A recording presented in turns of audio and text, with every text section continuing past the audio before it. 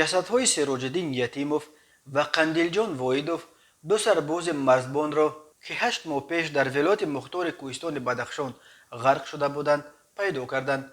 رادیو آزادی روز 14 ایون خبر داد که جسدهای شناخته نشونده این دو سرباز را اول ماه ایون پیدا کرده پس از 13 روز پس از شناسایی آنها توسط تشخیص دنک به خاک سپردند.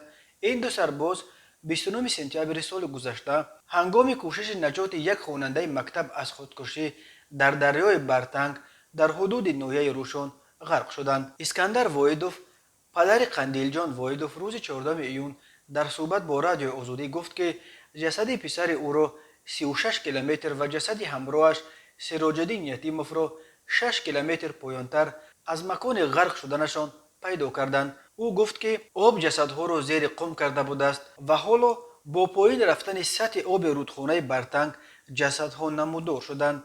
جسدها شناخته نمیشد. قسمی از لباسشان و استخوان‌هایشان مانده بود. 13 روز در کار شد که طریق دنک اثبات کنند که این جسد پسر من است، گفته است اسکندر واحدوف. این دو سرباز که تا انجام خدمتشان در ارتش همگی چند روز دیگر باقی مانده بود، برای نجات یک خواننده مکتب که میخواست خودکشی کند خود را به آب انداختند. خواننده صنف دی مکتب دهه ومر نویه روشن بعد یک جنجال اویلوی با قصد خودکشی خود را در جایی که رود برتنگ به رود پنج میریزد به آب انداخته بود. وقتی خواننده مکتب خودش را به آب میپرتاید سربازان را شاید وجدانشان عذاب میدهد که برای نجات او به آب سرد میدرآیند. ممکن موزه های وزنین سربازی و آب سرد امکان نداد که آنها خود و این پسر را نجات دهند. آنها همچون قهرمان و چون سربازان دلسوز رفتار کردند. نقل کرده بود حسن رجبوف، یک مسئول قسم مرزبانی روشن.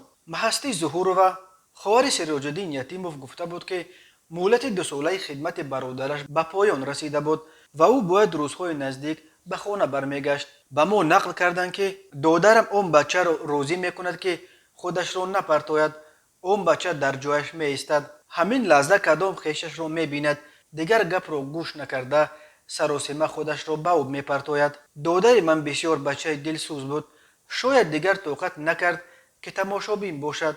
2 سال پوره خدمت کرده بود و روزهای نزدیک باید برمیگشت، نقل کرده بود او. جسد خواننده مکتب را یک روز پس 30 سپتامبر سال 2020 پیدا کردند ولی جستجوی جسد سربازان تا کنون نتیجه نداده بود. سراجالدین یتیموف ساکن شهر دوشنبه و قندیلجان وایدوف ساکن ناحیه یاوان در قسم حربی 014 سرریاست نیروهای مرزبانی کمیته دولتی امنیت ملی تاجیکستان خدمت میکردند. در شبکه‌های اجتماعی تلاش این سربازان برای نجات جان خواننده مکتب را همچون قهرمانی ستایش میکردند.